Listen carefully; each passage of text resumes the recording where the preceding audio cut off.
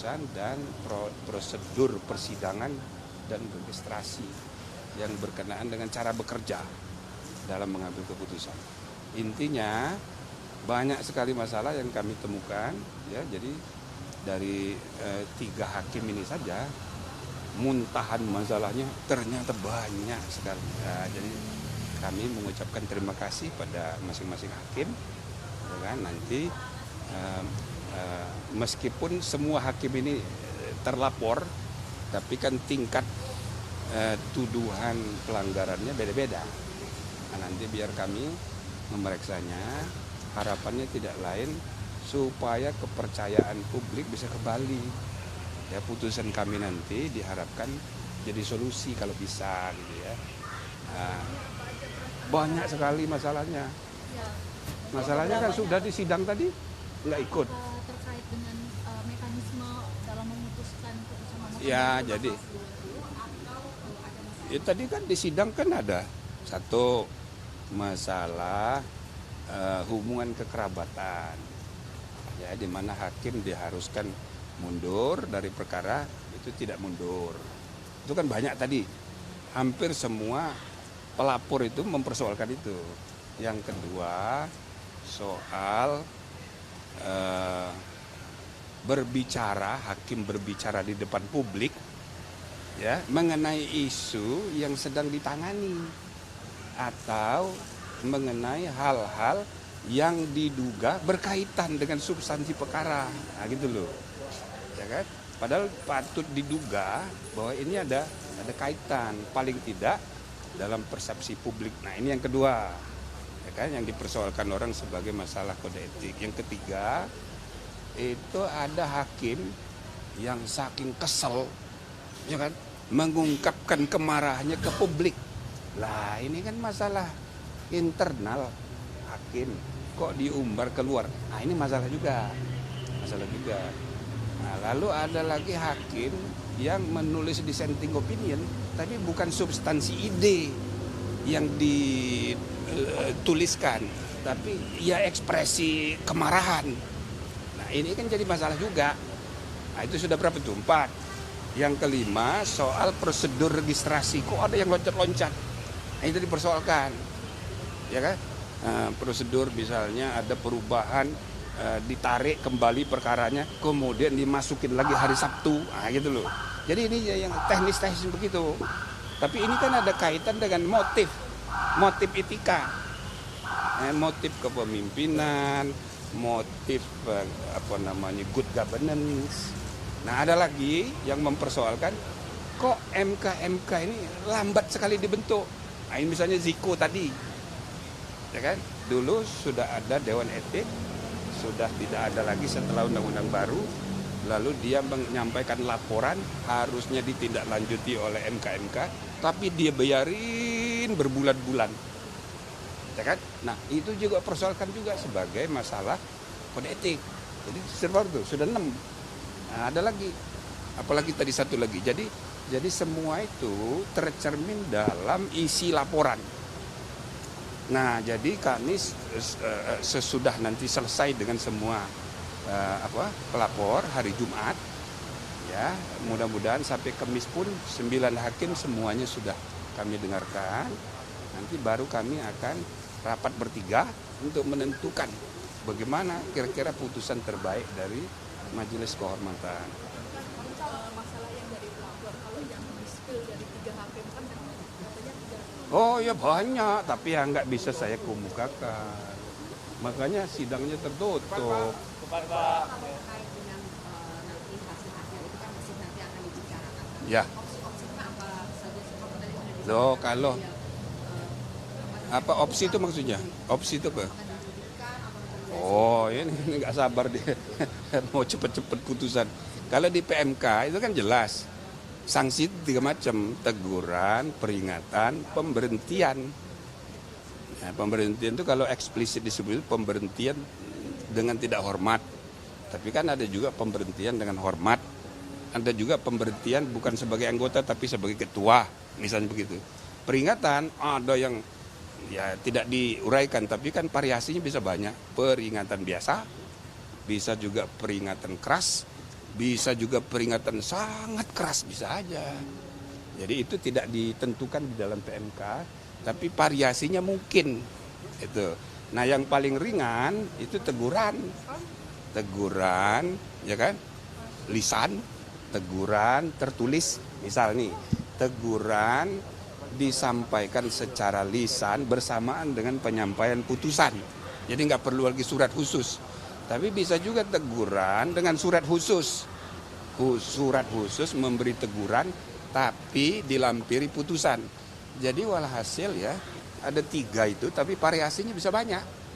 Jadi teguran, peringatan, pemberhentian. Variasinya tunggu aja nanti.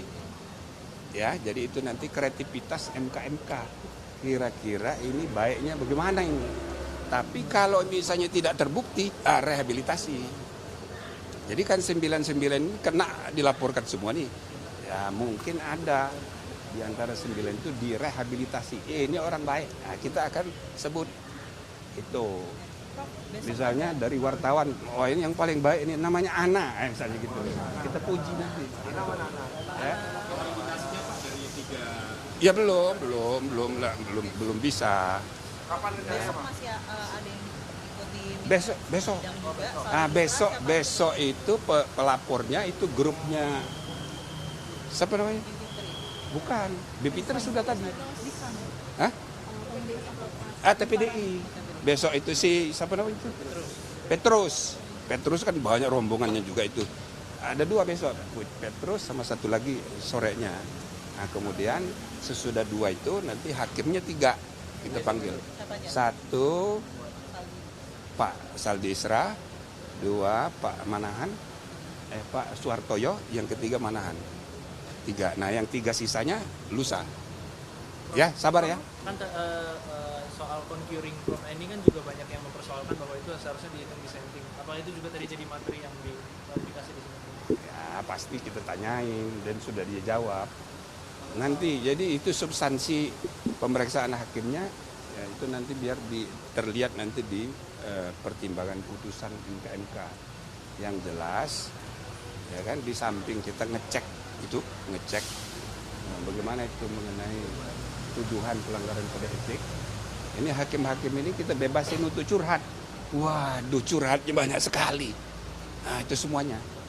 Ya. Ada tekanan dari salah satu tahanan Ya, yang nangis malah kami. Kami bertiga. Prof, kalau soal lobby ini juga ditanyakan. Iya. Ada nggak? Lo apa? Ada Lobby. Lobby maksudnya? kan tadi kan di persidangan disampaikan tuh katanya kalau ketua ini lobby para hakim. Ya pokoknya itu masuk wilayah yang masih dirahasiakan. Bukan materi, kalau enggak ya kan enggak tertutup dong. Enggak tertutup. Hah? Tapi ditanyakan tadi. Ya pokoknya semuanya yang namanya curhat semua ya kan kita Soal apa aja Prof sampai nangis gitu Prof? yang mau nangis itu kami bertiga. Iya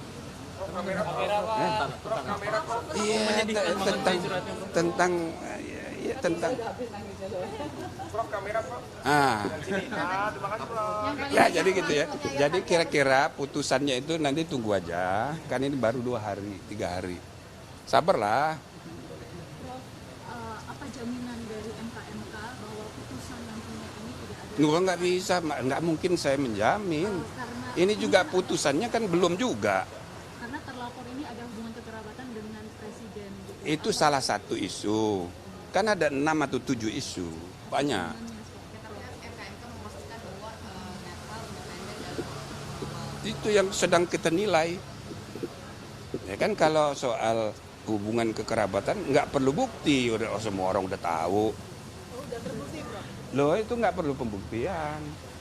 Ya kan? Ya, kelihatan dari fotokopi apa itu? Foto perkawinan. Sudah jelas. Dan itu untuk pengetahuan umum begitu nggak perlu pembuktian. Berarti putusan MK ini dapat dijamin akan berlaku independen dan Enggak perlu, nggak ada jaminan. Orang kami belum rapat, kan nanti yang memutus bertiga. Ini kan baru tanya saya nih. Jadi saya hanya menjelaskan prosesnya. Prosesnya ini masih panjang, yang penting masyarakat mesti tahu bahwa kita sudah berusaha secepat mungkin menyelesaikan masalah ini untuk menjamin kepastian supaya persiapan pilpres, persiapan pemilu itu jangan lagi dihantui oleh ketidakpastian. Nah, itu satu. Yang kedua, kita memastikan ini kita percepat tanggal 7, ya kan? Karena ada permintaan dari pemohon, dari pelapor, supaya sebelum tanggal 8 sudah diputus. Karena hanya tanggal 8 itulah hari terakhir mengenai kemungkinan perubahan pasangan. Jadi berarti bisa mempengaruhi masalah. Nanti dulu, saya hanya menjelaskan jadwalnya. Jadi supaya orang jangan menduga, wah kami sengaja memperlambat, ya kan? Jadi putus tanggal 10, enggak, kita bikin percepat tanggal 7. Artinya ini bisa mempengaruhi putusan yang kemarin ya, Prof? Apa itu? Kalau putusan dari MK. Nah, yang kedua, banyak di antara pelapor itu berharap putusan MK itu diubah dengan putusan MK. Makanya tadi saya sudah bilang kepada Profesor Dani, Profesor yang Kals, ya kan? Ya, prinsipnya ini adalah lembaga penegak kode etik. Kita nggak menilai putusan MK. Tapi kalau Anda ini bisa meyakinkan kami bertiga dengan pendapat yang rasional, logis, masuk akal, dan bisa diterima, akal sehat, why not? Artinya bisa. Cuma harus dibuktikan. Nah, tadi kan sudah dibuktikan. Kami belum rapat. Ini kami bertiga itu saya nggak tahu berapa orang yang sudah yakin. Saya kok belum terlalu yakin gitu loh. Nah, jadi silakan nanti besok itu akan ada lagi ahli-ahli lain berusaha meyakinkan kami. Bisa aja kita berubah. Gitu loh. Karena negara sedang berkembang kayak kita ini memerlukan keputusan-keputusan yang progresif. Jangan kaku hukum dan memahami hukum dan konstitusi. Jadi kami terbuka aja. Cuma ya belum tahu nanti putusannya. Sekarang sih belum. Kalau berubah itu formulanya jadi seperti apa? Apa itu? Tetap lanjut lewat MK keputusan. Formulanya seperti apa? Ya, itu tanya pada pemohonnya aja, pelapornya aja. Tadi Prof kan membuka Mereka menuntut. Nah, argumennya apa? Kayak Denny, Profesor Denny itu minta supaya persis seperti Undang-Undang Kekuasaan Kehakiman pasal 17 ayat 6 dan 7. Di ayat 7 itu dibilang ayat 6 dibilang putusan tidak sah kalau ada pelanggaran. Nah, yang ayat 7-nya dibilang putusan yang sudah itu dibahas lagi, dimusyawarahkan lagi oleh majelis yang berbeda. Maksudnya majelis yang tidak melibatkan orang yang diberi sanksi etika. Berarti 8. Lah kalau 8 bisa berubah putusan gitu loh. Secara teoritis begitu. Tapi masalahnya di Undang-Undang Dasar kan sudah ditegaskan putusan MK bersifat final. Nah, itu bagaimana itu? Nah, bagaimana yakinkan kami bahwa Undang-Undang Dasar itu bisa kita langgar? Ya kan? Kan yang mengatur ini Undang-Undang Kekuasaan Kehakiman lebih rendah dari Undang-Undang Dasar. Nah, itu bagaimana menjelaskannya itu? Nah, jadi kalau ada yang bisa meyakinkan bahwa kita harus merujuk kepada Undang-Undang Kekuasaan Kehakiman meskipun beda dengan ketentuan pasal 24C ayat 1 Undang-Undang Dasar. Nah, bismillah. Nah, gitu loh. Jadi sepanjang yang sudah dijelaskan hari ini baik oleh Kals maupun oleh Profesor Denny dan juga tadi Ziko, ada satu lagi LBH Yusuf. Ya, bagus-bagus pendapatnya, cuma kami belum rundingkan. Ya kan? Misalnya saya yakin, yang dua lagi belum tentu yakin. Itu loh. Jadi sabar. Ya, gitu ya. Ya Pak, terima Oh, oke, terima kasih ya. Terima kasih, Prof. Ya sini Pak, sebentar. Oke, terus.